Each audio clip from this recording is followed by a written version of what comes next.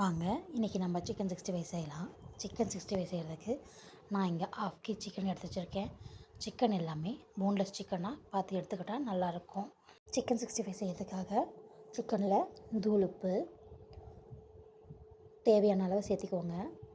கொஞ்சோண்டு மஞ்சள், அதுவும் சிக்கன் எவ்வளோ இருக்கோ அதுக்கேற்ற மாதிரி சேர்த்திக்கோங்க. இஞ்சி பூண்டு விழுது நான் இங்கே 1 டீஸ்பூன் சேர்த்துருக்கேன். என்னோடய 1/2 kg சிக்கனுக்கு 1 டீஸ்பூன் சரியாக இருக்கும். கார்ன்ஃப்ளவர் மாவு அதுவும் 1 டீஸ்பூன் சேர்த்துக்கோங்க.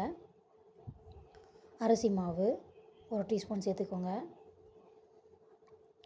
எவரெஸ்ட் சிக்கன் 65 மசாலா நான் இங்கே எடுத்துருக்கிறது, அதை நான் தேவையான அளவுக்கு தூவிக்கிறேன். தூவின பின்னாடி சோயா சாஸ் 1/2 டீஸ்பூன் சேர்த்திக்கிறேன்.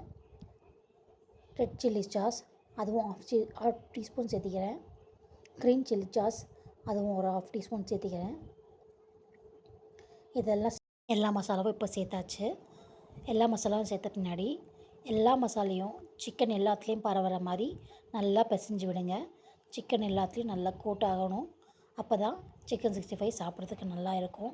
டேஸ்ட் பண்ணி பார்த்ததில் எனக்கு சிக்கன் 65 மசாலா தேவைப்பட்டுச்சு. அதை நான் 1 டீஸ்பூன் போட்டிருக்கேன். மிளகுத்தூள், காரத்துக்கு கொஞ்சோண்டு மிளகாத்தூள், தனி மிளகாத்தூள் சேர்த்திருக்கேன். நல்லா பிசைஞ்சு விட்டுக்கோங்க. கடாயில் நான் நேற்று அப்பளம் பொரிச்ச எண்ணெயே இருந்துச்சு.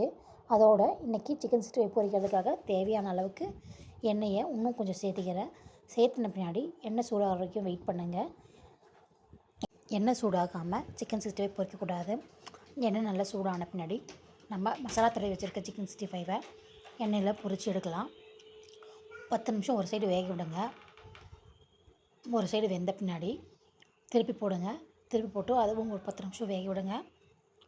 சிக்கன் 65 2 சைடும் நல்லா வெந்தாச்சு.